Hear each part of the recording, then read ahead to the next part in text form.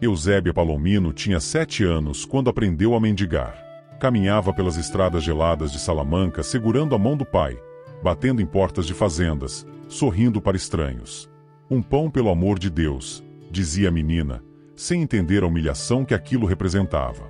28 anos depois, morreu aos 35, e toda a Espanha chorou. Bispos, padres, operários, crianças. Todos repetiam a mesma frase diante do caixão: morreu uma santa. Como uma menina que pedia pão nas ruas se tornou a mulher que escreveu para cada pároco da Espanha.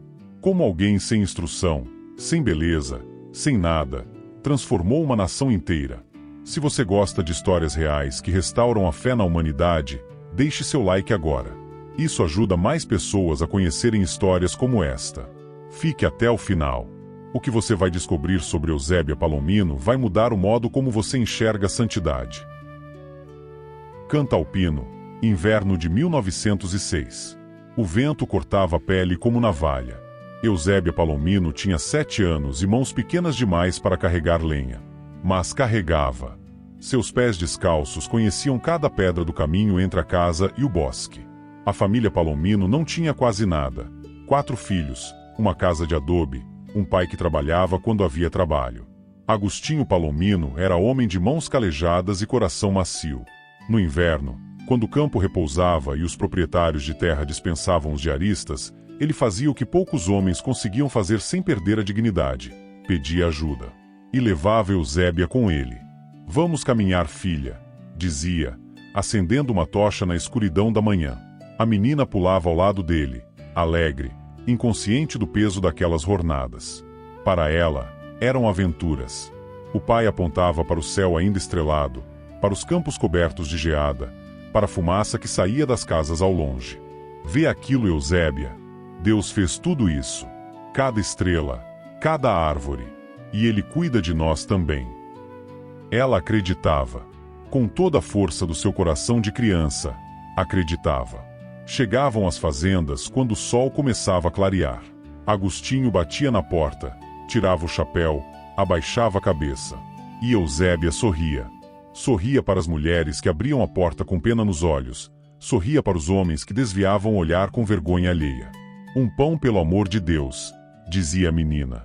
E quase sempre, recebiam. À noite, em casa, Joana Ienes, a mãe, dividia o pão entre os 4 filhos com precisão matemática. Nem uma migalha a mais, nem uma a menos. Eusébia comia devagar, mastigando cada pedaço como se fosse sagrado. Porque era. Naquela casa pobre de Cantalpino, Deus era o único luxo que possuíam em abundância. Agostinho ensinava as filhas a ler com um livro de sílabas gasto, à luz de velas. Joana ensinava o catecismo enquanto remendava roupas rasgadas. E todas as noites, sem exceção, ajoelhavam-se juntos para rezar. Mesmo que sejamos pobres, dizia a mãe, segurando o rosto de Eusébia entre as mãos, quero que você seja uma jovem honrada. Nunca pegue o que não é seu. Nunca minta. Nunca esqueça que Deus vê tudo, e que Ele te ama.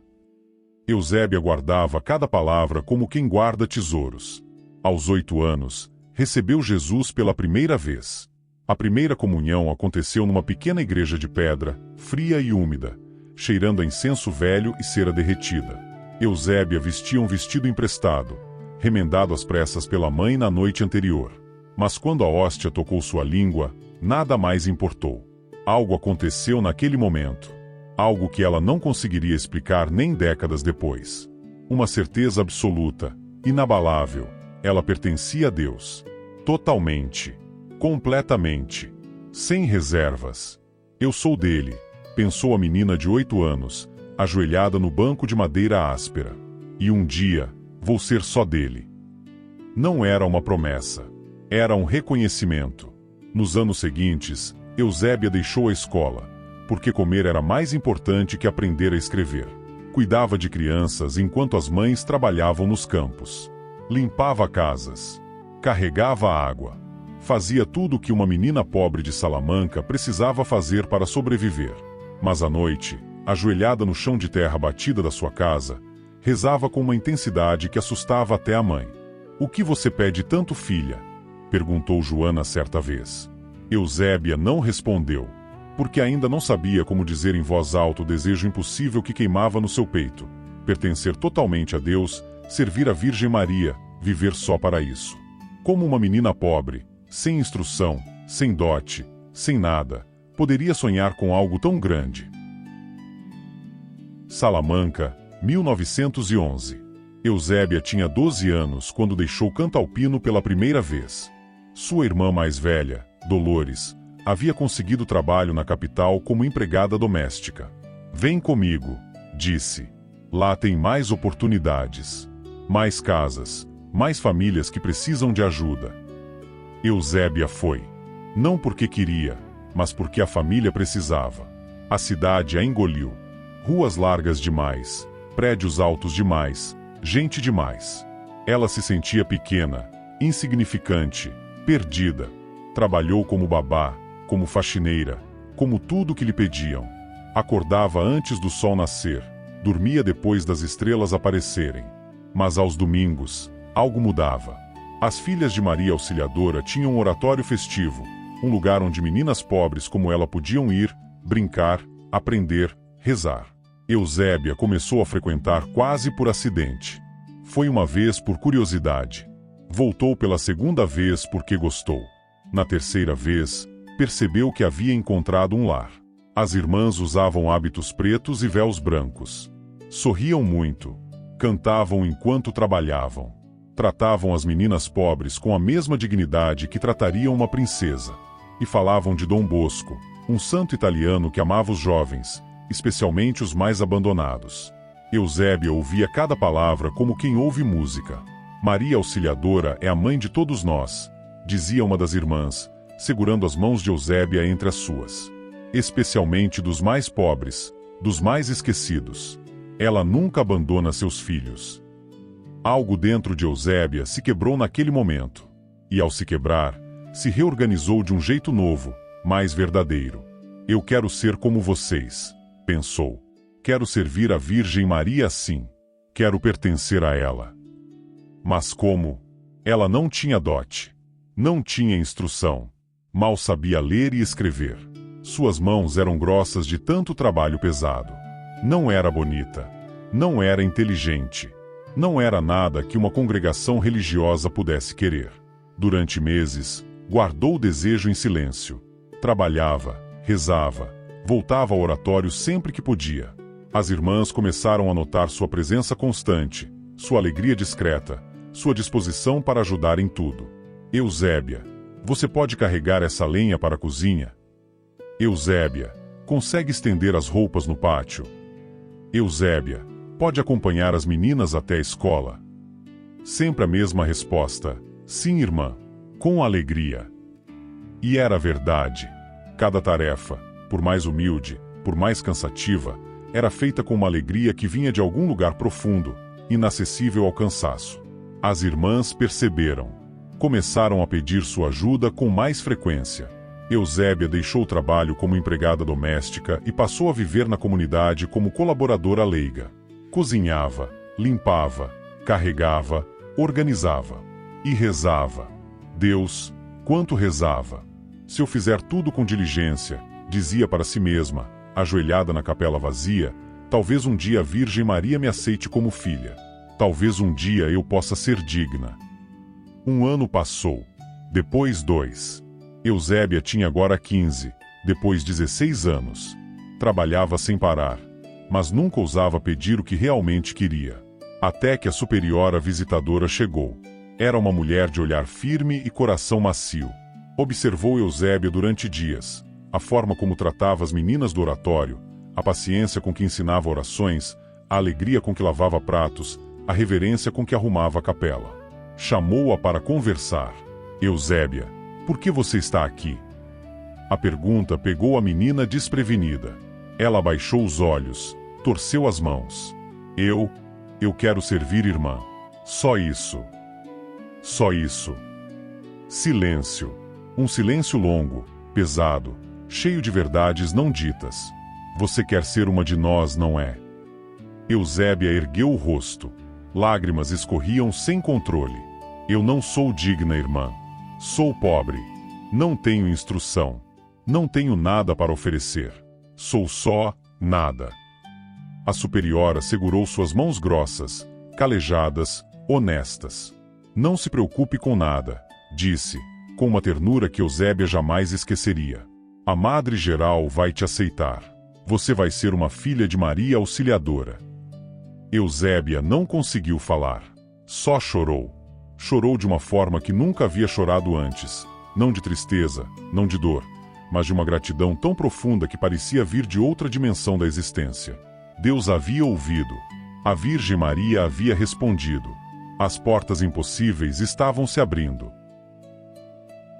5 de agosto de 1922.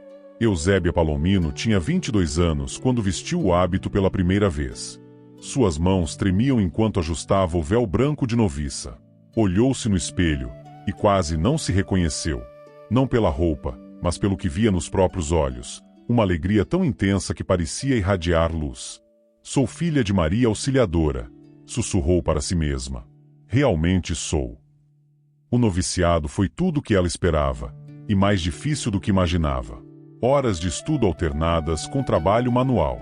Orações em latim que ela mal conseguia pronunciar. Regras, horários, disciplina. Para alguém com pouca instrução formal, cada dia era uma batalha. Mas Eusébia não desistia. Nunca desistia. Estudava até tarde, decorando orações que não entendia completamente. Levantava antes das outras para limpar a capela. Oferecia-se para os trabalhos mais pesados. E quando o cansaço ameaçava vencê-la, ajoelhava-se diante do Santíssimo Sacramento e simplesmente ficava lá, em silêncio, deixando que a presença de Jesus a enchesse de novo. As outras noviças a observavam com curiosidade.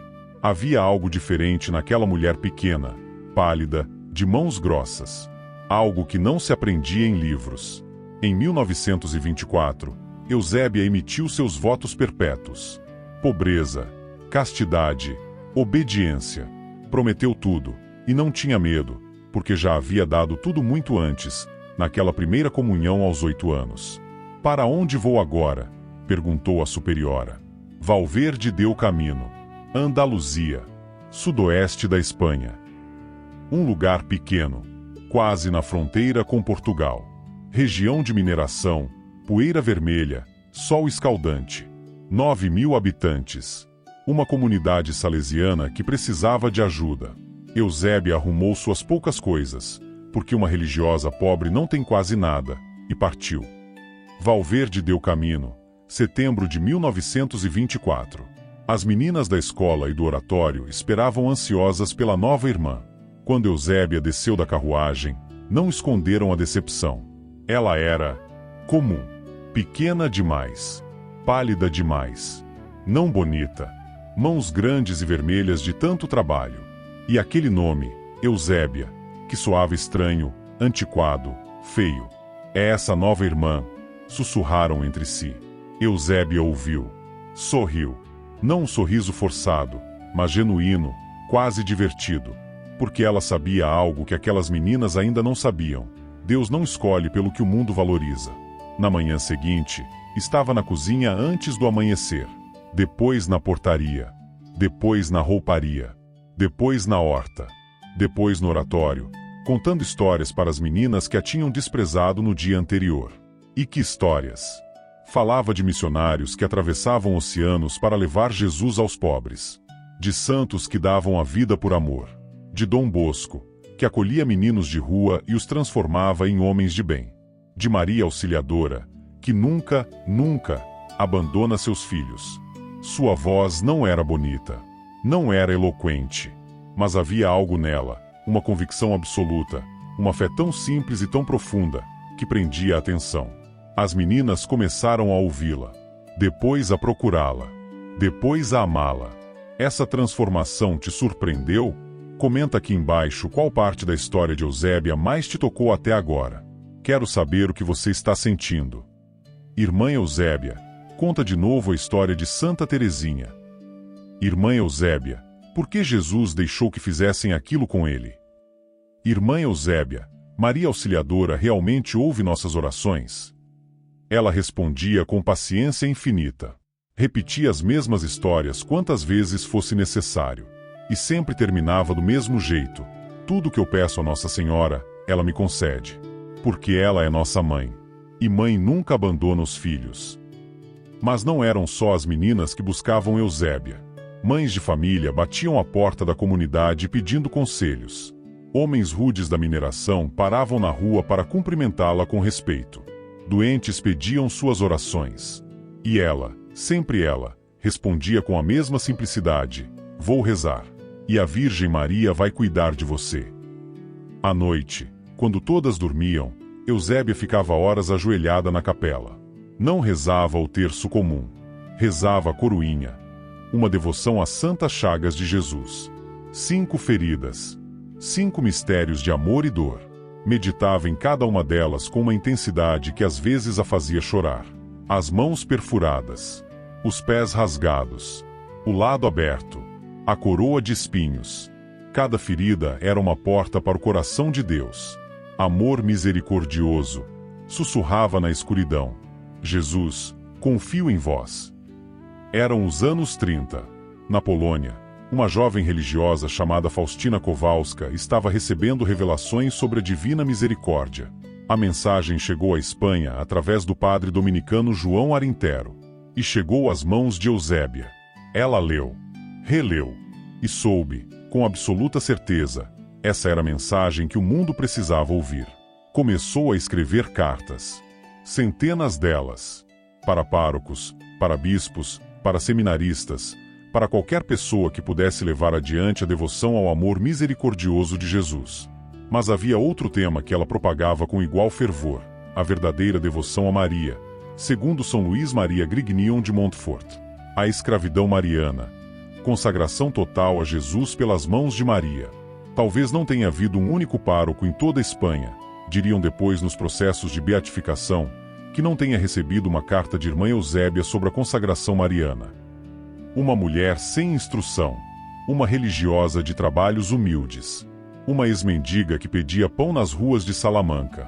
Estava evangelizando uma nação inteira. Espanha. Início dos anos 30. O país estava à beira do abismo. A República havia sido proclamada em 1931. Com ela, veio uma onda de anticlericalismo violento. Igrejas queimadas. Padres assassinados. Religiosos expulsos de suas casas. O ódio contra Deus se espalhava como fogo em palha seca. Em Valverde del Camino, Eusébia sentia algo que as outras irmãs não sentiam ainda. Uma angústia profunda. Uma certeza terrível. A Espanha vai sangrar, dizia, os olhos fixos em algum ponto distante que só ela conseguia ver. Muito sangue. Muito sofrimento. As irmãs mais jovens se assustavam. A diretora, irmã Carmen Moreno Benites, segurava suas mãos e tentava acalmá-la. Eusébia, não pense nisso agora. Reze. Deus vai cuidar de nós. Eu sei que vai, respondia Eusébia, mas o preço será alto. E então, sozinha na capela, fez algo que poucas almas ousam fazer: ofereceu-se como vítima. Senhor, se alguém precisa sofrer pela salvação da Espanha, que seja eu. Aceita minha vida. Aceita minha saúde. Aceita tudo. Mas salva este país. Dá liberdade à tua igreja. Deus aceitou. Agosto de 1932. Eusébia estava trabalhando na horta quando sentiu um mal-estar súbito, violento. As pernas falharam. Caiu de joelhos entre os canteiros de tomate, tentando respirar, mas o ar não vinha. Asma. Ou algo parecido. Levaram-na para o quarto. O médico veio, examinou, franziu a testa.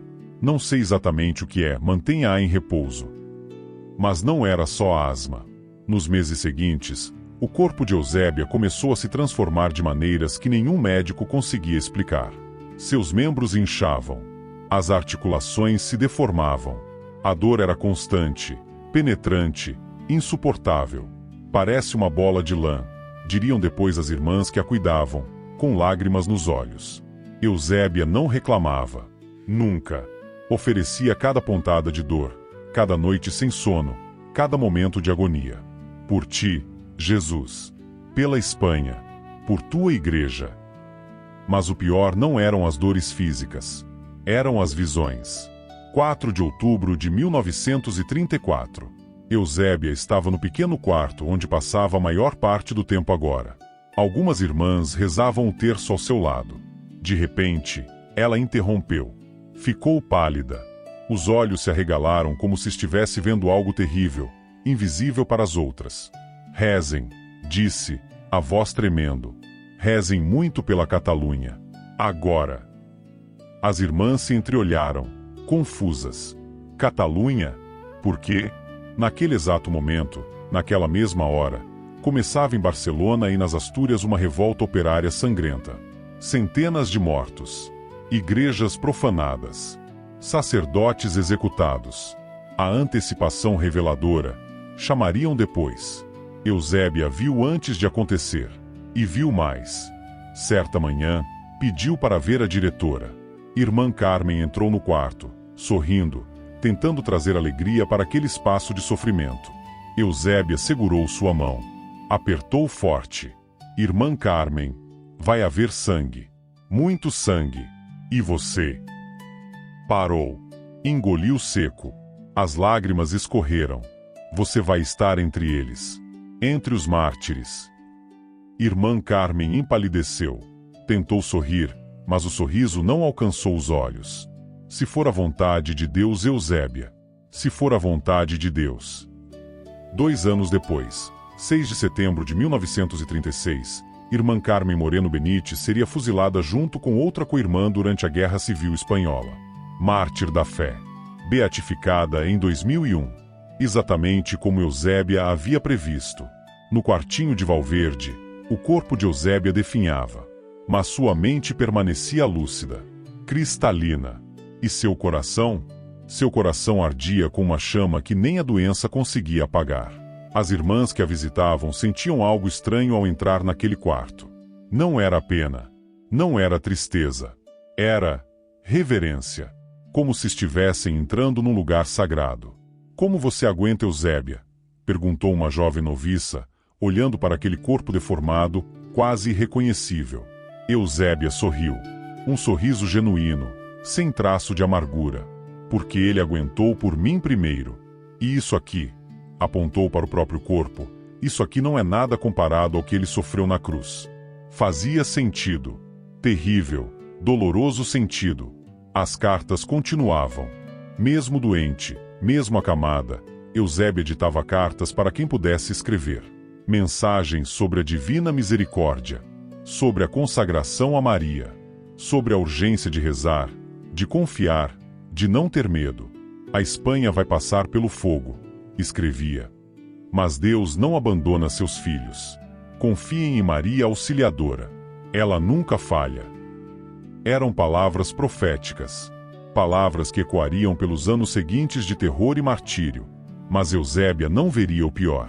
Porque Deus, em sua misericórdia, a chamaria antes.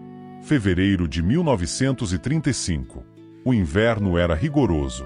O corpo de Eusébia estava no limite. Voltarei para fazer meus passeios, prometeu às irmãs que a cuidavam, com um sorriso misterioso. Elas não entenderam.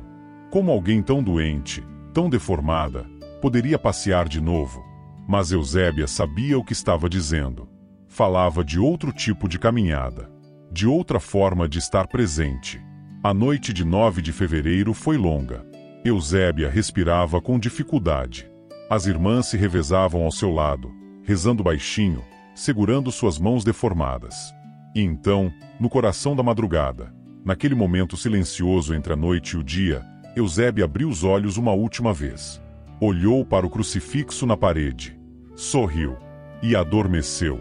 Não em dor. Não em agonia. Em paz.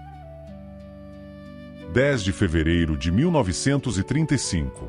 Amanheceu em Valverde del Camino. A notícia se espalhou rapidamente.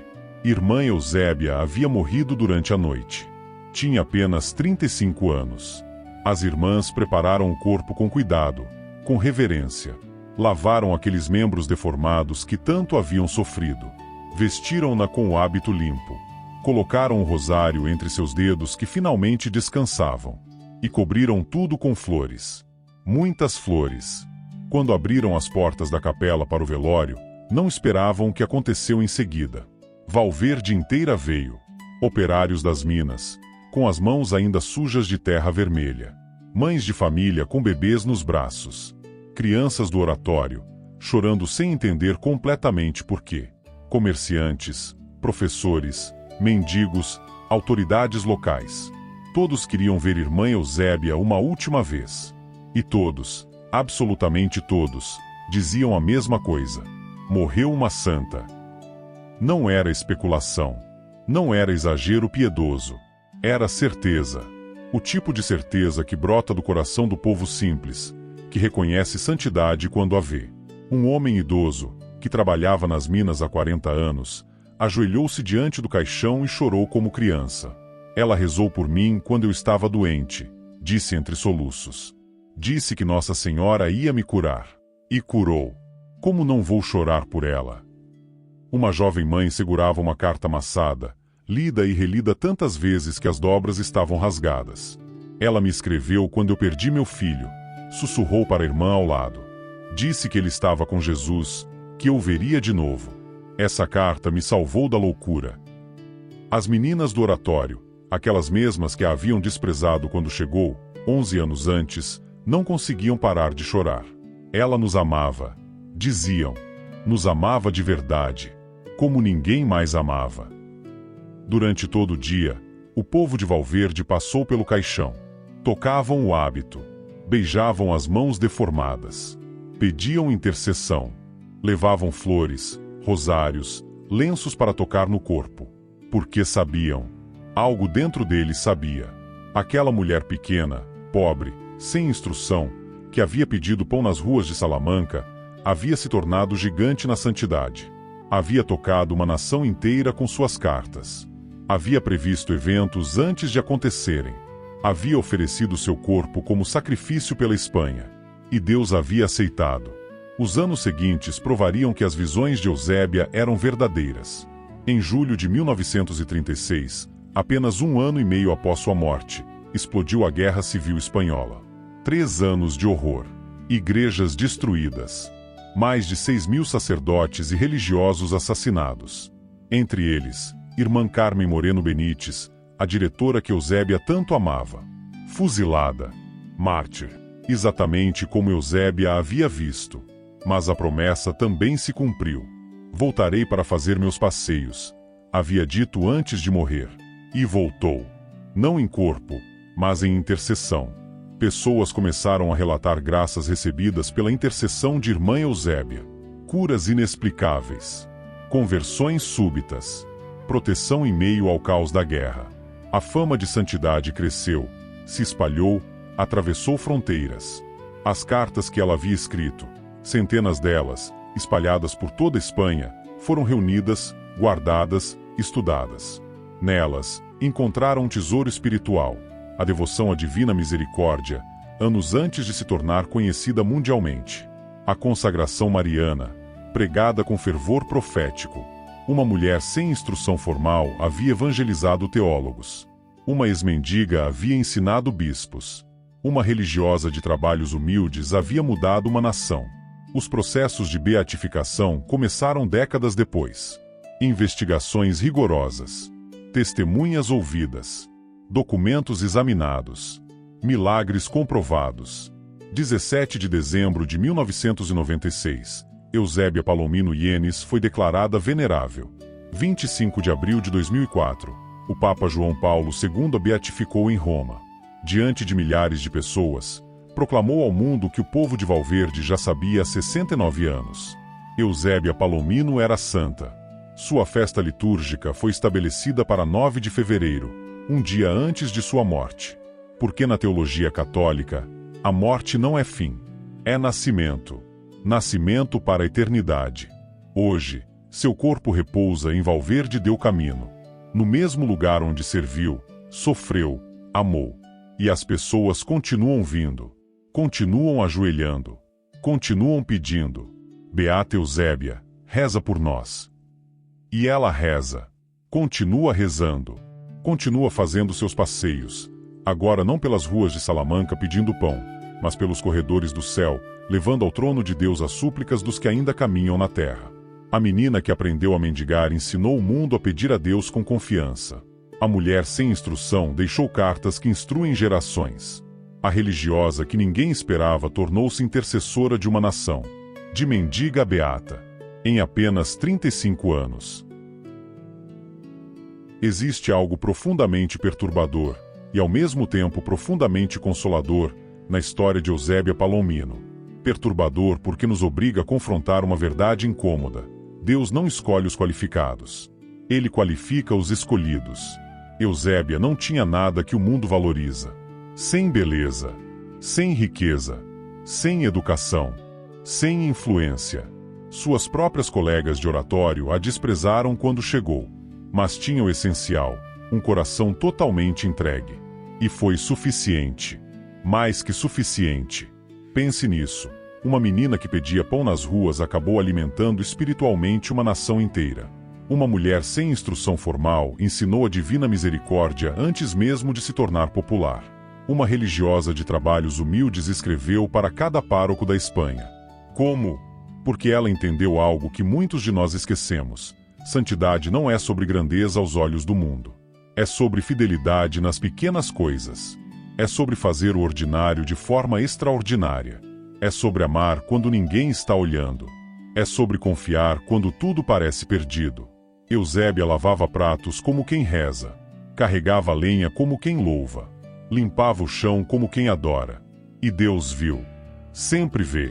Nos seus últimos anos, quando a doença deformou seu corpo até torná-la quase irreconhecível, ela não perdeu a alegria.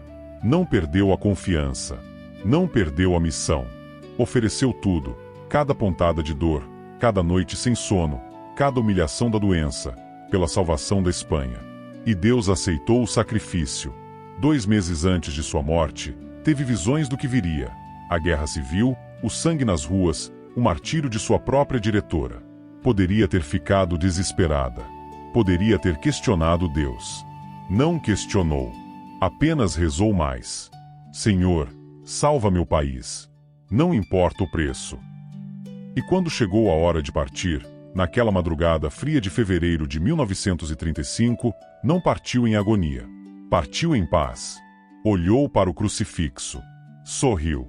Como se estivesse finalmente indo para casa. Hoje, 91 anos depois de sua morte, Eusébia Palomino continua viva. Viva nas orações de quem a invoca. Viva nos corações que ela continua tocando. Viva no testemunho de que uma vida pequena, vivida com grande amor, pode mudar o mundo. Você não precisa ser rico para ser santo. Não precisa ser famoso. Não precisa ser eloquente, bonito, influente. Só precisa do que Eusébia tinha, um coração que diz sim a Deus. Todos os dias. Em tudo. Sem reservas. O resto Ele faz. Porque Deus não procura capacidade. Procura disponibilidade. E quando encontra um coração verdadeiramente disponível, como o de uma menina pobre que pedia pão nas ruas de Salamanca, Ele faz milagres. Beata Eusébia Palomino Ienes, rogai por nós. Se essa história tocou seu coração, e eu acredito que tocou, me ajude a levar ela para mais pessoas. Deixe seu like, compartilhe com alguém que precisa ouvir isso hoje. E me conta nos comentários, qual santo ou beata você quer que eu conte história em seguida. Estou lendo cada comentário. Sua sugestão pode ser o próximo vídeo. Se você ainda não é inscrito, se inscreva agora. Toda semana trago histórias reais de fé, de santos que foram pessoas como nós, imperfeitas, limitadas, mas que disseram sim a Deus. Que a beata Eusébia interceda por você, por sua família, por seus sonhos impossíveis. Porque se Deus fez milagres com uma mendiga, imagine o que Ele pode fazer com você. Até o próximo vídeo. Fique com Deus.